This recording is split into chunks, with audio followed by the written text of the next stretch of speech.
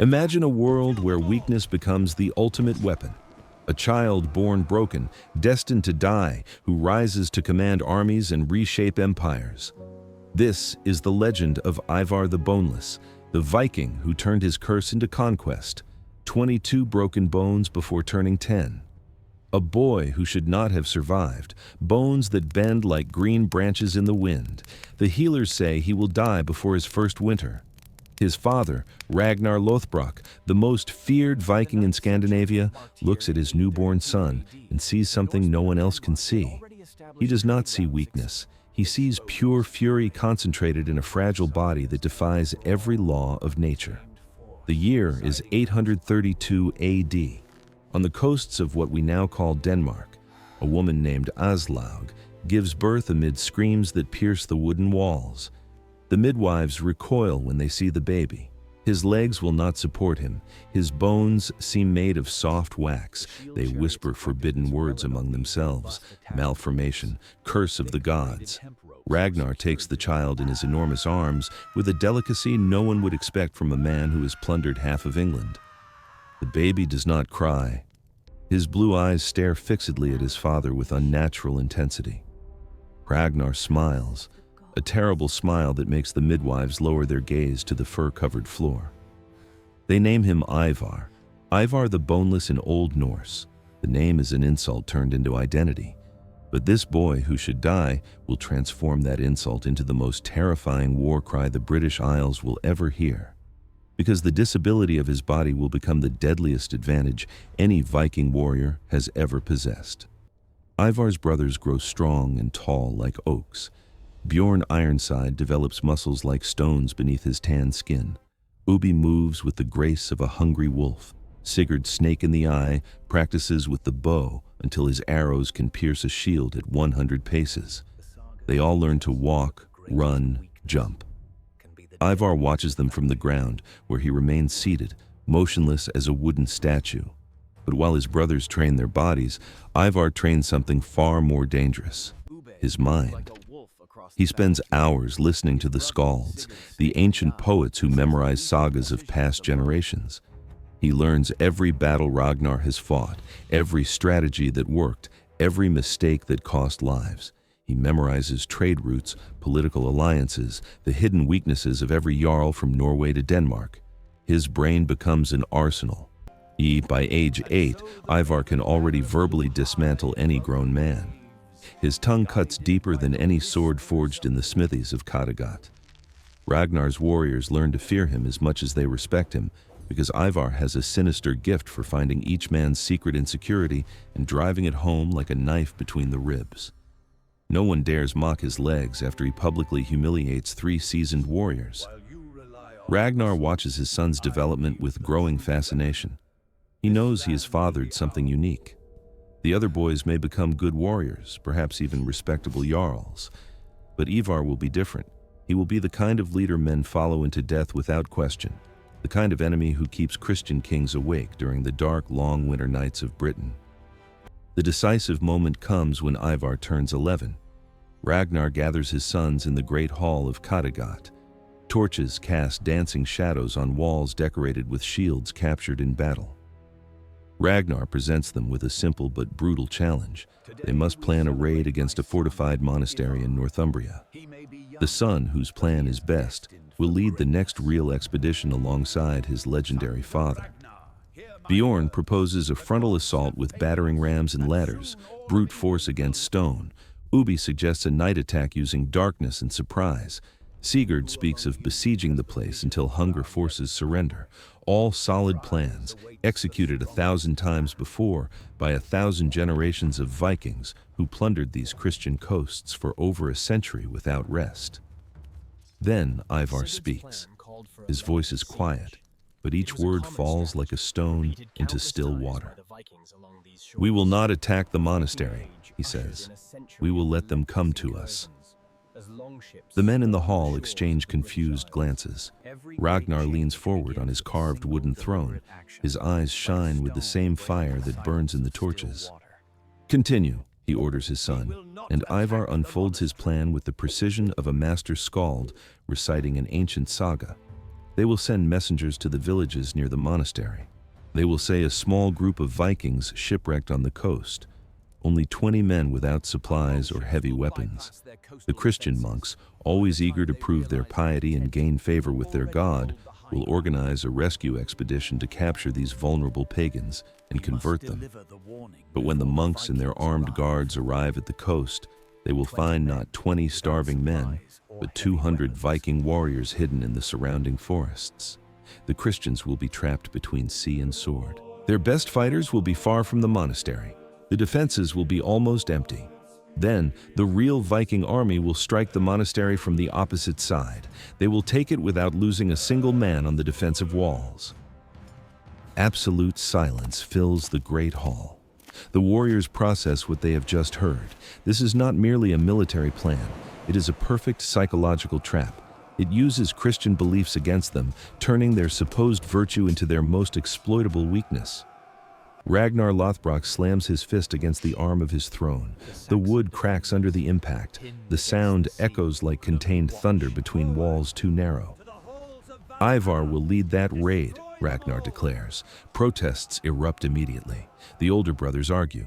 Experienced warriors object. How can a crippled child command a raid? How will he even reach the ships? How will he maintain the respect of men who have killed since before he was born?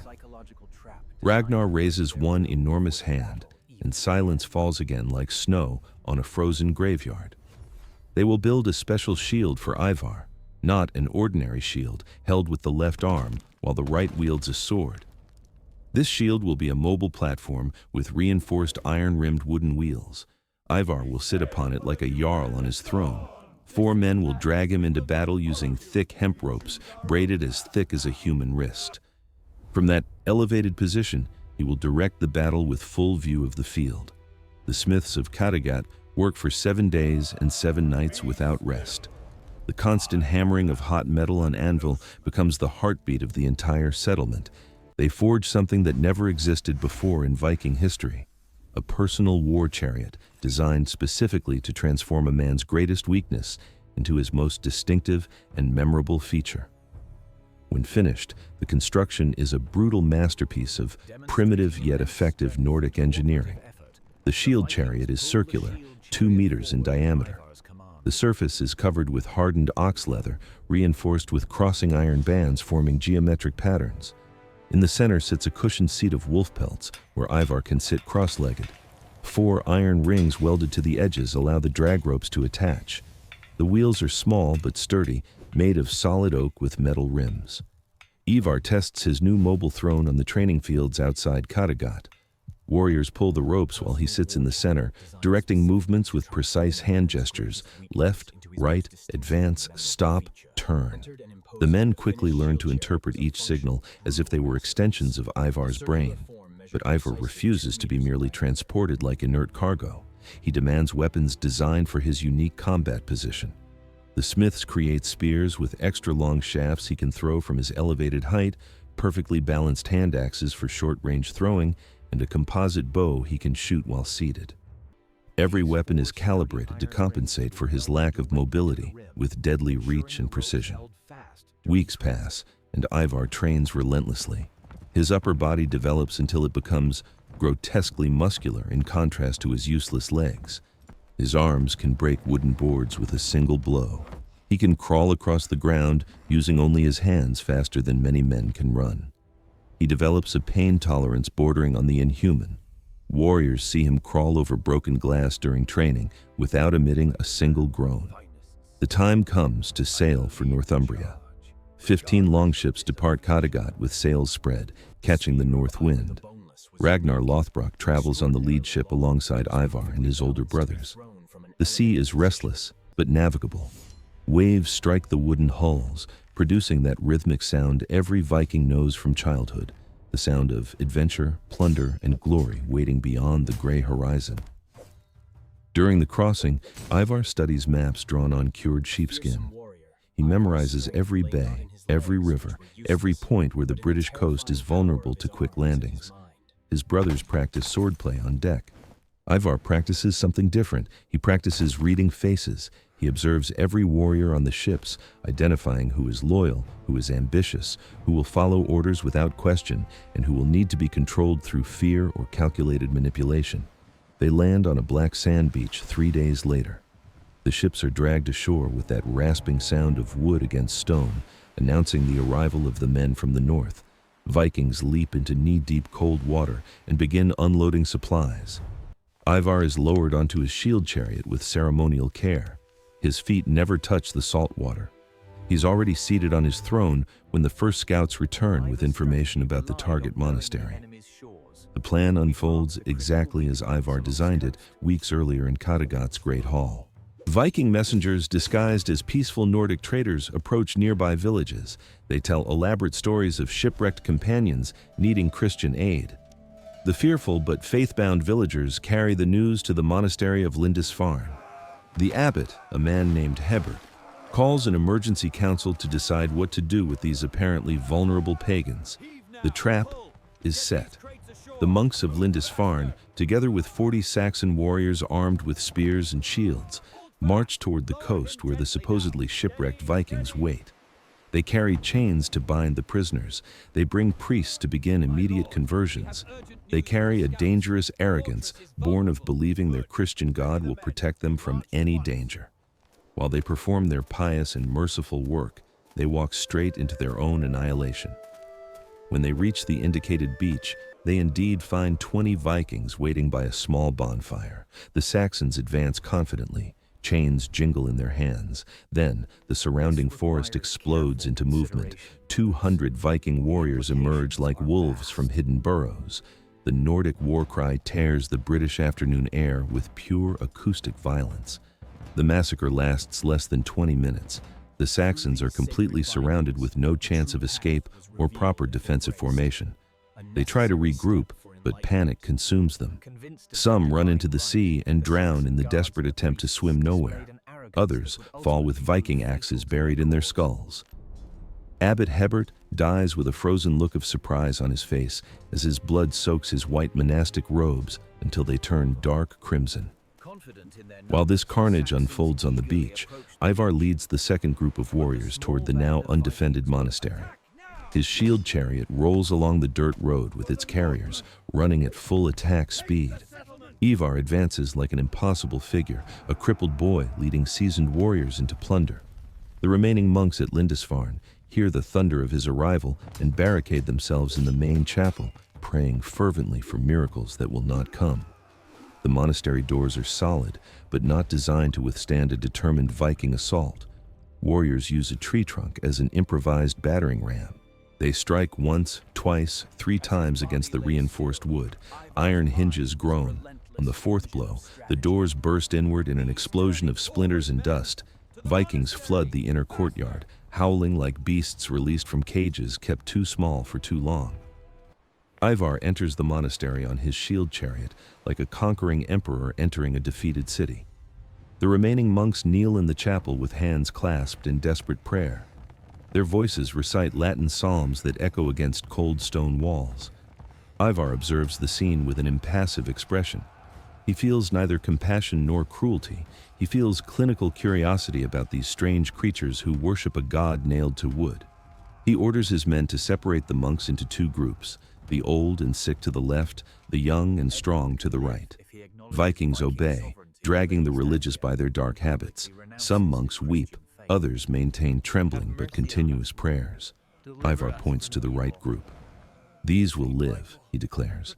They will be sold as slaves in Dublin's markets, where they will fetch good prices for being literate and trained in administrative work. The left group receives swift death. Viking axes fall with brutal efficiency. There is no torture, no unnecessary prolongation of suffering. Ivar does not enjoy violence for its own sake. He sees it as a practical tool to achieve specific objectives. Bodies fall onto the chapel's stone floor. Blood runs between cracks, forming small crimson rivers that flow toward drains where normally only rainwater collects. The monastery's treasures are considerable. Gold chalices decorated with precious stone inlays, illuminated manuscripts with elaborate illustrations that took years to complete, silver reliquaries containing fragments of bones from saints dead for centuries, tapestries embroidered with golden thread depicting biblical scenes. Vikings pack everything methodically. They do not destroy for destruction's sake.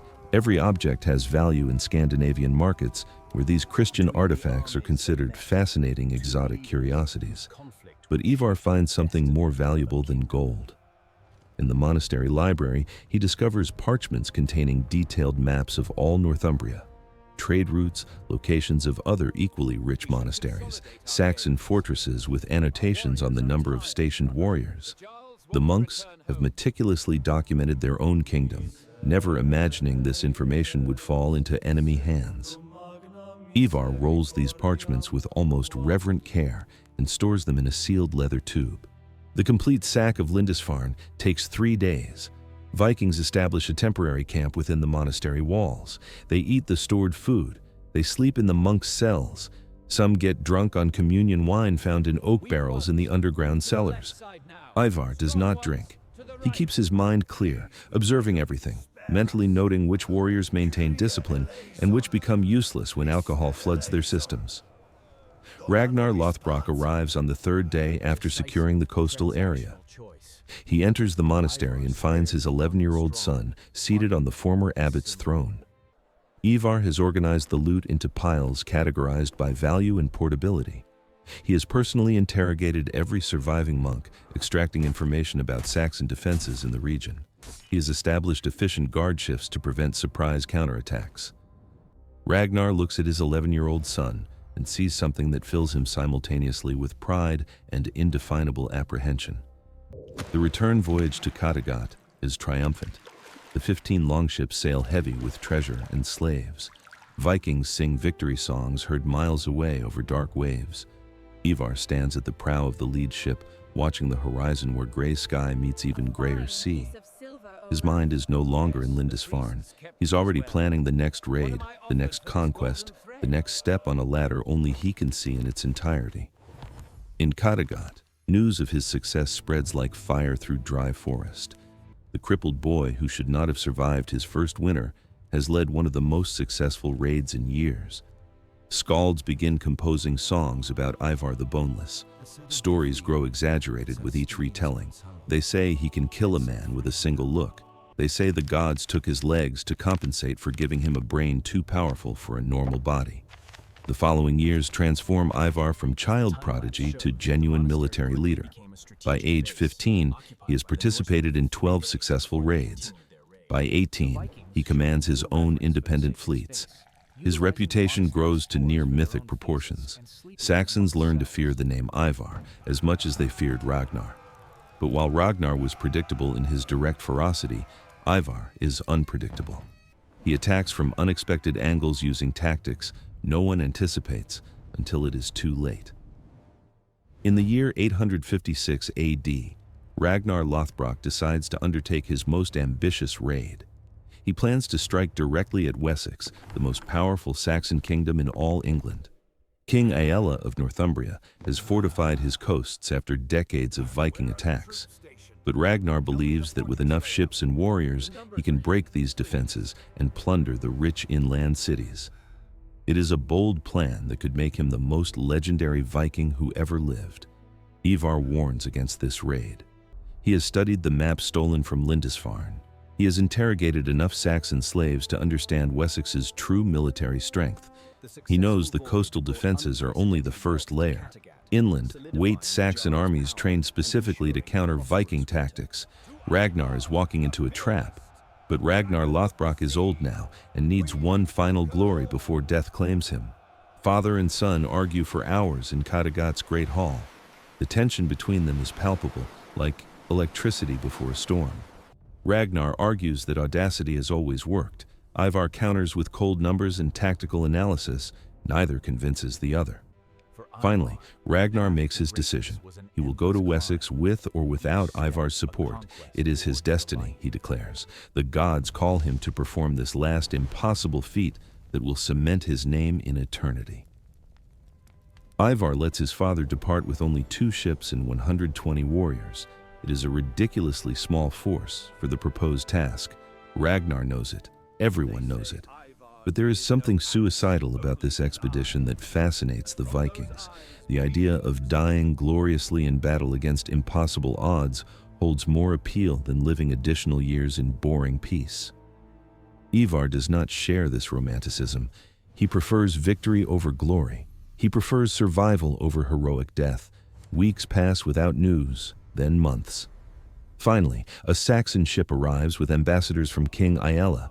They bring a message and proof. The message is simple. Ragnar Lothbrok is captured. He will be publicly executed in York within a month.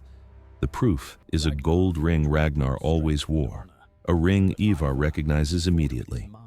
His father is in enemy hands, awaiting a death the Saxons will make as humiliating and painful as possible. The Saxon ambassadors await a response in Kattegat's Great Hall. They are three men dressed in fine clothes that contrast with the surrounding Viking rusticity. The delegation leader is a noble named Wulfhere, a middle-aged man with battle scars crossing his face like maps of old wars. He speaks rudimentary Norse learned over years of trade and conflict with northern invaders. His message is clear and calculated to provoke exactly the desired reaction. King Aella offers clemency if Ragnar's sons swear never again to attack Saxon lands. Ragnar will be released and may die at home among his people. But if they reject this offer, Ragnar will die in the snake pit, a traditional Saxon death reserved for the worst criminals. Hundreds of venomous vipers will bite him simultaneously. His agony will last hours as the poison destroys his body from within. Wulfhere describes these details with barely contained pleasure shining in his cold gray eyes. Bjorn Ironside leaps forward with hand on sword hilt. Sigurd remains still, but his clenched jaw reveals the inner storm consuming him. The three older brothers want to kill these Saxon ambassadors right here, turn the Great Hall into a slaughterhouse, and send their heads back to Aella as the definitive answer to his insulting and humiliating offer. Ivar raises one hand. The gesture is small, but his authority stops his brothers dead. No one moves, no one breathes. The entire hall awaits his reaction. Ivar stares at Wulfhere for long seconds, stretched like bowstrings pulled to maximum tension. Then, he speaks in a voice so calm, it forces everyone to lean forward to hear each word loaded with hidden meaning and veiled threat. "Tell your king we accept his terms," says Ivar. The brothers explode in immediate protest. Bjorn shouts betrayal. Ubi accuses Ivar of cowardice. Sigurd simply glares with evident contempt. Warriors in the hall murmur among themselves, confused and horrified. Ragnar Lothbrok's son will surrender without fighting. The Viking who never lost a battle will simply abandon his father to the most humiliating death imaginable. This contradicts everything their culture stands for. But Ivar ignores the protests. He continues speaking directly to Wulfhere with that same unnatural calm. "We will swear peace upon the sacred rings according to Nordic tradition. We will never again attack Northumbria or Wessex. Our ships will avoid Saxon coasts as though cursed by the gods themselves. We will release all Saxon slaves in our possession as a gesture of goodwill." Wulfhere smiles, satisfied. He has achieved the impossible. He has bent Viking pride through simple, calculated, well-executed intimidation. The Saxon ambassadors depart the next day with a message of surrender. Their ships disappear over the sea horizon, carrying what they believe is a historic diplomatic victory. The Saxons will celebrate. King Aella will boast of having broken Viking power without even raising a sword. He will execute Ragnar as a warning to future invaders. Christian chronicles will record this moment as the beginning of the end of the Norse threat over Christian and civilized England. But as soon as the Saxons are out of sight, Ivar summons his brothers to a private meeting. The four lock themselves in the council room where Ragnar once planned his campaigns. The walls are decorated with maps and captured weapons. The initial silence is thick with unspoken accusations. Bjorn speaks first. His voice drips venom. "How could you? How could you condemn our father to that death without honor or glory?" Ivar smiles. Not a happy smile, but something far darker. An expression that makes even Bjorn involuntarily step back half a pace. "Father is already dead," says Ivar. "Nothing we do will change that. Aella will execute him no matter what we answer. Our only choice is how to use his death." We can die avenging him stupidly like impulsive warriors, or we can turn his martyrdom into the fuel that will ignite the total conquest of all England down to its Christian foundations. The brothers listen as Ivar unfolds his true plan. Yes, they will swear peace. Yes, they will release slaves. They will make every concession the Saxons demand. They will appear completely defeated and tamed. The Saxons will lower their guard. Coastal defenses will relax. Armies will disperse. England will breathe relieved, believing the Viking threat has finally ended after decades of constant terror. Then, they will strike with a force never before seen on these islands. But it will not be merely a plundering raid. It will be a total conquest invasion, and Ivar will send messengers to every jarl in Scandinavia. He will tell them of the humiliating death of Ragnar Lothbrok, the most famous Viking who ever lived. He will awaken the thirst for vengeance in every warrior from Norway to Denmark. He will unite them under a single cause. They will not come in 15 ships or 50. They will come in hundreds. They will bring not only warriors but settlers, families, smiths, builders. This will be the Great Heathen Army, a massive invasion force designed not to raid and retreat, but to stay permanently. They will conquer entire kingdoms, establish permanent settlements, transform England from Christian land to Viking territory. Ragnar's death will not be the end, but the beginning. His blood spilled in the snake pit will water the seeds of a Norse empire that will last generations. The Saxons who celebrate now will weep for centuries over what they unleashed by killing Ivar's father. The brothers process this vision in silence. Slowly, their expressions change from fury to understanding. Bjorn nods first, then Ubba. Even Sigurd, who has always despised Ivar for reasons no one fully understands, recognizes the cruel brilliance of the plan. It is not merely revenge. It is revenge transformed into strategy. It is pain converted into power. It is apparent defeat, hiding future victory greater than any Viking ever dreamed in their most ambitious fantasies. The following weeks are carefully choreographed theater. Ragnar's sons swear peace upon sacred rings in public ceremonies. They release Saxon slaves who return to England, telling stories of tamed and repentant Vikings. Ivar even sends costly gifts to King Aella, precious objects plundered elsewhere presented as tribute from conquered peoples, acknowledging Saxon supremacy. Every gesture is designed to reinforce the illusion of complete and permanent surrender. Meanwhile, secret messengers travel throughout Scandinavia, visiting every important jarl, telling the story of Ragnar Lothbrok thrown into the snake pit. They describe his slow, agonizing death. They explain how the Saxons laughed while the greatest Norse hero died poisoned and humiliated. The story spreads like a contagious disease.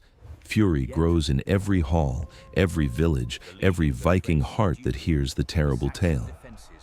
Jarls begin arriving in Kattegat, first in small groups, then in greater numbers. They bring warriors, ships, provisions. The harbor fills with drakkars from every Scandinavian region. Sails bearing different clan symbols flutter in the wind. It is an unprecedented gathering. Ancient enemies stand face to face, united by common purpose. Vengeance for Ragnar Lothbrok transcends all previous disputes and historical rivalries that normally kept these men separate or fighting each other. Ivar calls a war council in Kattegat's Great Hall. More than 50 jarls gather under the carved wooden roof. Each represents different territories with their own interests and personal ambitions. Some come for genuine vengeance. Others seek glory and loot. Several simply do not want to be excluded from what promises to be the greatest military expedition in Viking history. The air smells of sweat. The hall falls into absolute silence. Every eye fixes on this impossible figure. A 24-year-old man who has never walked yet, has conquered more territory than many jarls present combined. His reputation precedes him like a shadow larger than his physical body. Rumors say he can read minds, predict battles before they happen, manipulate events as if he were a god playing with pieces on an invisible board. He speaks without preamble or unnecessary diplomatic courtesies. They will conquer and remain as conquerors who transform enemy territories into permanent possessions. Some nod in immediate approval, others frown skeptically. A jarl named Gunnar stands. He's a huge man with a red beard reaching his chest. Each jarl is sovereign in his territory, he says. The idea of subordinating ourselves to a single leader contradicts centuries of Nordic tradition based on tribal independence. Ivar expected this question. He does not propose single leadership. He proposes a council of equals where every important jarl has a voice. Major strategic decisions will be voted on, but on the battlefield, authority will be absolute for whoever commands that day. If brute force is required, Bjorn will take control. If complex strategy is needed, Ivar will lead. It is a hybrid system that respects Viking pride while maintaining necessary military efficiency. Debate lasts hours. Jarls negotiate, argue, threaten, and promise. Some demand specific territories when England falls. Others want guarantees about loot distribution. Several insist on retaining total autonomy over their own warriors. Ivar concedes minor points while holding firm to his central vision. He needs this alliance, but not at any cost. If some jarls reject his terms, he will continue without them. His determination is so evident, it intimidates even the most stubborn. Finally, they reach consensus. They will form the Great Heathen Army under a shared command structure. They commit to 3 continuous years of campaign in England. They will not return to Scandinavia until at least 2 major Saxon kingdoms are conquered. They seal the pact by sacrificing a bull in an ancient ritual. The animal's blood soaks the great hall's earth. The jarls wet their hands in it and swear upon their sacred rings. The pact is sealed with methods no Viking would break without losing his honor eternally. Preparation takes several full months. Smiths work without rest, forging weapons and armor for thousands of warriors. Shipbuilders repair old vessels and construct new drakkars designed to carry not only warriors, but also horses, months of supplies, and siege machinery. Women weave new sails and preserve tons of meat and fish. Kattegat transforms into a war machine operating at full capacity day and night without pause. Ivar personally supervises every detail. He inspects forges, verifying the quality of every sword. He reviews provision inventories, ensuring no ship departs without sufficient food. He interrogates recently captured Saxon slaves, extracting updated information about British defenses. His attention to detail borders on obsessive. Nothing is left to chance. No element is too small for his scrutiny. Perfection is not aspiration. It is the minimum acceptable requirement. News arrives of Ragnar's fate. His body was thrown into a common grave without ceremony or honors. The Saxons wanted to deny even the basic dignity of a proper funeral to their most famous enemy. This news ignites the final fury Ivar needed. Warriors who still doubted now demand vengeance. Jarls who asked for more time now press to depart immediately. The emotional tide is completely turned in Ivar's favor. He no longer needs to convince anyone. The momentum of events now pushes the invasion forward with unstoppable force. All that remains is to set sail and transform England into a massive battlefield that will decide the destiny of future generations. The Great Heathen Army set sail in the spring of 865 AD. They are not 15 ships or 50. They are more than 300 drakkars stretched along the sea horizon like a plague of wooden sails. Each ship carries between 30 and 50 fully armed warriors. The most conservative estimates place the invading force at least 10,000 men. It is the largest Viking fleet ever assembled for a unified, coordinated purpose. Ivar travels on the lead ship alongside his brothers. His shield chariot is secured in the central deck. During the crossing, he studies the map stolen from Lindisfarne years earlier.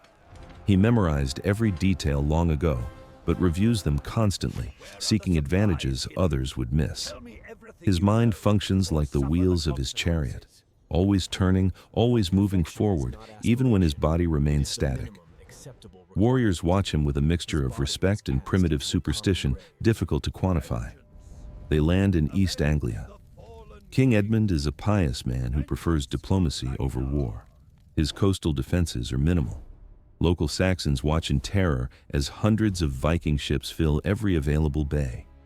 The sky darkens with smoke from campfires, stretching miles inland from the invaded coast. Edmund sends emissaries to negotiate, They arrive at the Viking camp with offerings of gold and promises of annual tribute if the invaders simply leave. Ivar receives them seated on his elevated shield chariot like a judge in court. He listens to their offers with an impenetrable expression. Then he answers with words the emissaries will carry back to Edmund. "We did not come for gold, we came for land. We will not accept tribute, we will take kingdoms. The king can surrender now or die resisting. Those are the only options available." The emissaries return, horrified, to Edmund's court. The king summons his counselors to decide the appropriate response. Some argue for immediate surrender to save lives. Others demand resistance to the death. Edmund is a devout Christian who believes in martyrs and final judgment. He decides he cannot deliver his kingdom to pagans without fighting. He gathers his small army of 3,000 men, mostly peasants with minimal military training. The battle occurs near the village of Thetford in an open field, with no geographical advantage for either side. Edmund shouts speeches about God and justice. His men respond with weak cheers that sound more like desperation than confidence. They know they are outnumbered 3-1 against experienced professional warriors. Ivar does not personally lead this battle. He leaves that honor to Bjorn, who commands the Viking vanguard. The tactics are direct and brutal. Vikings advance in wedge formation designed to break the Saxon shield wall. The impact is like hammer against glass. The Christian defensive lines shatter in the first 10 minutes. Saxons try to regroup, but panic spreads faster than their commander's orders can travel through disorganized ranks. Edmund fights bravely. He remains in the center of combat even as his men flee in all directions. He kills several Vikings with his own sword before they disarm and capture him. Norse warriors drag him before Ivar, who watches the battle from a nearby hill. The Saxon king is covered in blood and sweat. His armor bears deep dents, but his gaze maintains defiance even in total defeat. Ivar offers simple terms. Edmund can live if he acknowledges Viking sovereignty over East Anglia and publicly renounces his Christian faith. He may keep the title of king, but as a pagan vassal subordinate to the Great Army. Edmund responds by spitting at Ivar's feet. "I prefer to die a Christian than live a traitor to my God." His voice is firm without a tremor. Cities surrender one after another with no significant resistance. Saxons learn that opposition equals annihilation. Submission means survival under new rule. The choice is clear, even if painful. Ivar establishes his headquarters in Edmund's former royal residence. Christian halls are stripped of crosses and replaced with Norse symbols. The Great Army settles in, preparing for the next phase. They will not leave after this victory. East Anglia is only the beginning. Northumbria is the next target, the kingdom where Ragnar died, where King Aella still rules, believing himself safe behind fortified defenses. The kingdom that will soon learn the true cost of killing the father of Ivar the Boneless. Winter months are used to consolidate control over East Anglia. Vikings do not merely occupy the territory, they administer it. They establish tribute systems, appoint local jarls to govern specific regions, build permanent fortifications at strategic points, and bring families from Scandinavia to establish settlements. This is not temporary occupation. It is systematic colonization designed to transform England into a permanent extension of the Norse world with all its customs and laws. Ivar interrogates Saxon refugees fleeing north. He studies weather patterns and supply routes. Every detail is analyzed and catalogued in his extraordinary memory. Spring arrives, and the Great Heathen Army marches north. 10,000 Viking warriors cross Northumbria's border like a storm of iron and contained fury. They make no attempt to hide their advance. They want Aella to know they are coming. They want him to feel fear grow each day as the distance between them shrinks inexorably. Psychological terror is as effective as any weapon forged in Scandinavian smithies. Aella receives daily reports of the invasion.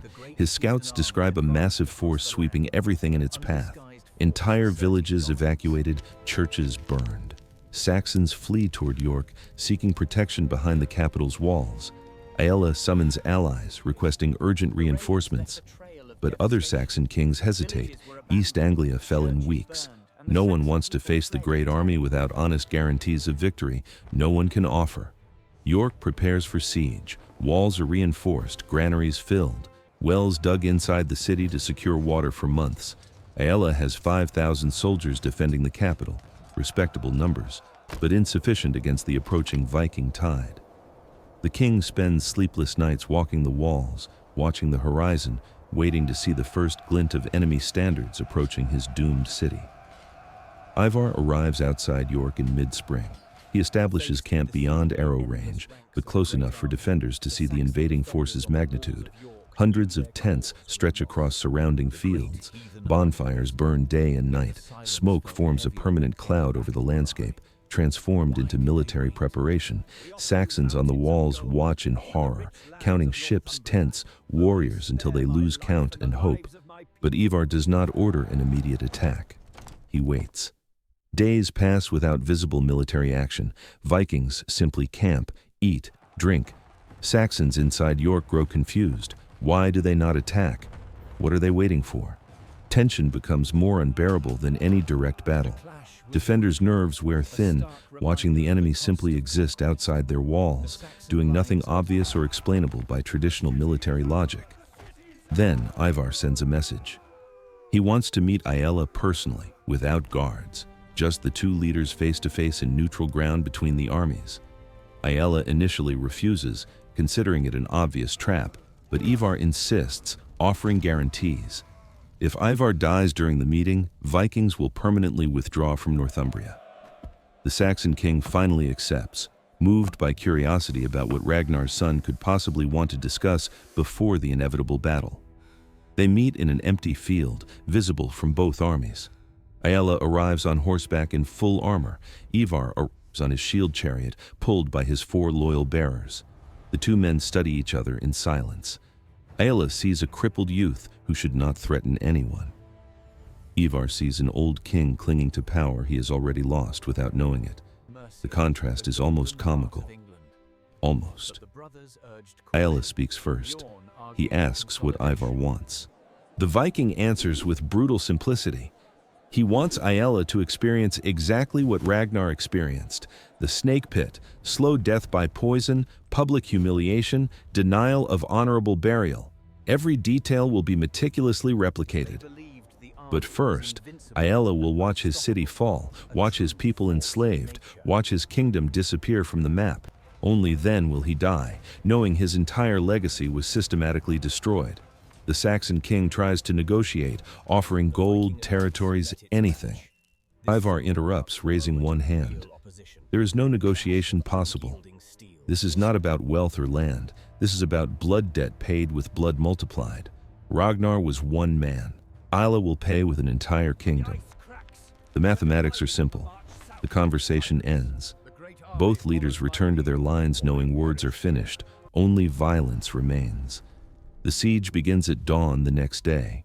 Vikings build siege towers overnight using wood from nearby forests. Huge battering rams positioned before main gates. Improvised catapults hurl stones and animal corpses over walls. Bombardment is constant. Saxons respond with arrows and boiling oil. Men die on both sides, but Vikings have numbers and unlimited resources. York has walls and growing desperation. After 3 weeks, defenses begin to collapse.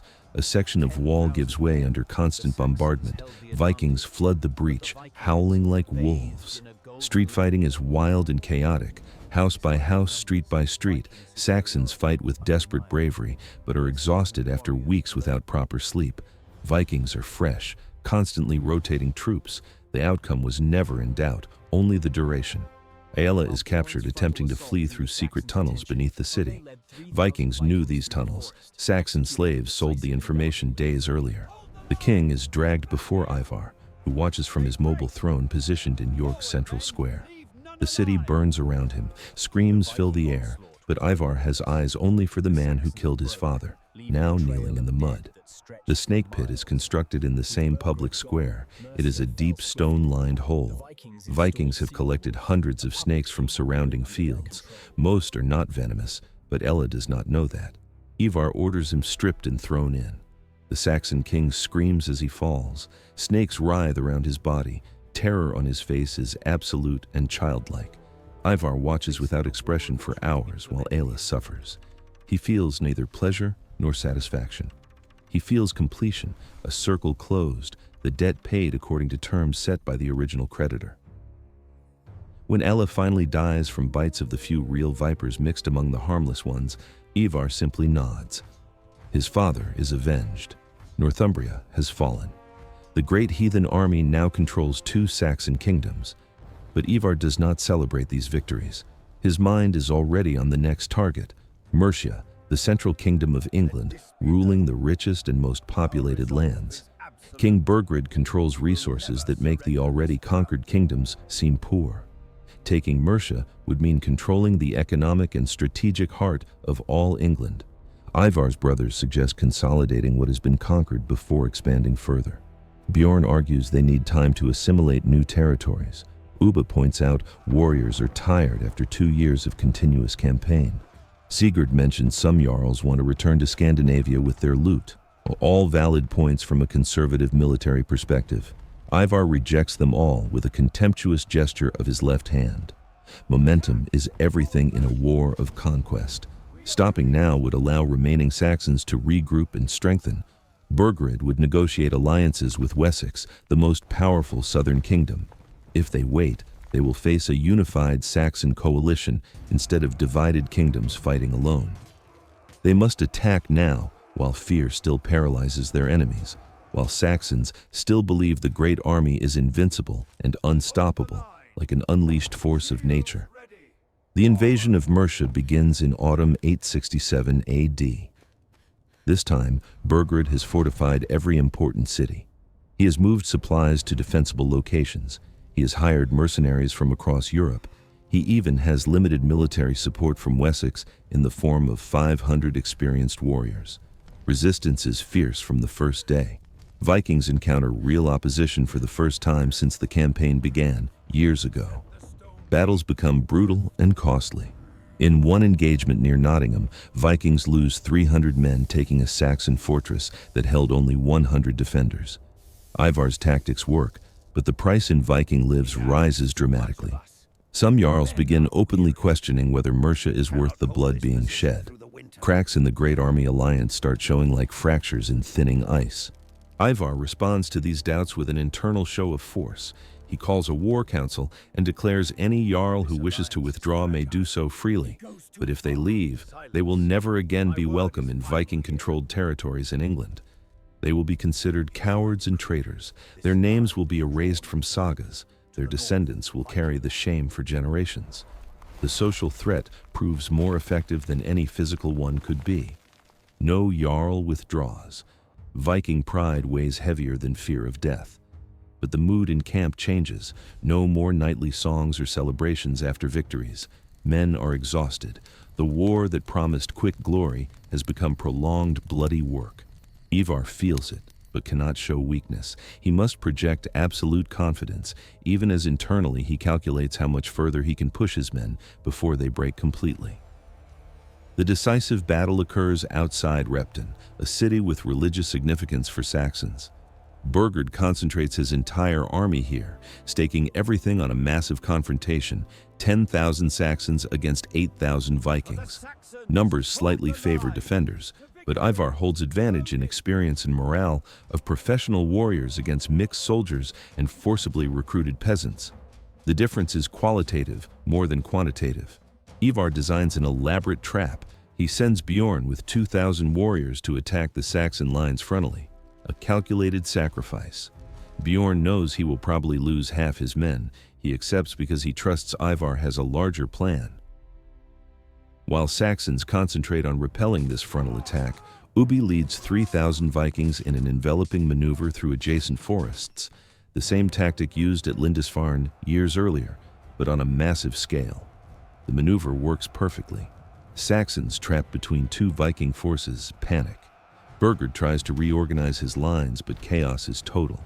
Wessex warriors try to maintain formation, but are swept away by the tide of fleeing Mercian soldiers. Battle becomes massacre. Vikings pursue Saxons for miles. Corpses mark the retreat path like macabre signs of absolute defeat. Burgred flees to Wessex with 100 men, abandoning his kingdom. Mercia falls in weeks without its king to organize resistance. Ivar installs a Saxon noble named Ceolwulf, as vassal king. Ceolwulf will rule Mercia, but only as administrator following Viking orders, an occupation disguised as apparent autonomy. 3 Saxon kingdoms controlled, only Wessex remains resisting the Viking tide. But Wessex is different. King Alfred does not panic. Instead, he fortifies key cities and prepares a war of attrition. He builds a network of fortifications called burhs, designed to deny territory to invaders even when they cannot actively defend it. Ivar recognizes in Alfred a genuine intellectual adversary for the first time. All previous kings were predictable. Edmund was idealistic, Aella arrogant, Burgred conventional. But Alfred is adaptable. He learns from defeats, changes tactics based on results. He is the kind of enemy Ivar would respect if they were not destined to destroy each other. The campaign against Wessex will be different. It will be military chess between 2 exceptional strategic minds. The Great Army marches south in spring 871 AD. Ivar leads from his shield chariot, knowing this will be his ultimate test. If he conquers Wessex, England will be completely Viking. If he fails, everything built over 6 years could collapse. Alfred waits behind his prepared defenses. Between them stretches the field where England's fate will be decided through iron, blood, and unbreakable wills, clashing until only one remains standing. The 2 armies meet on a nameless plain. There will be no more ingenious maneuvers or elaborate traps. It will be force against force, will against will. The legless Viking against the Saxon king who refuses to surrender. The silence before battle is absolute. 8,000 warriors on each side await the signal. Ivar raises his axe. Alfred draws his sword. The war cry erupts simultaneously from both sides, and the history of England is written with every blow that falls on shields, resounding like thunder in a storm that decides who will inherit these disputed lands. If this tale of cunning, vengeance, and unbreakable spirit captivated you, hit that like button, drop a comment with your thoughts on Ivar's genius, and subscribe to the channel for more epic Viking legends and historical deep dives. Don't forget to turn on notifications so you never miss an update.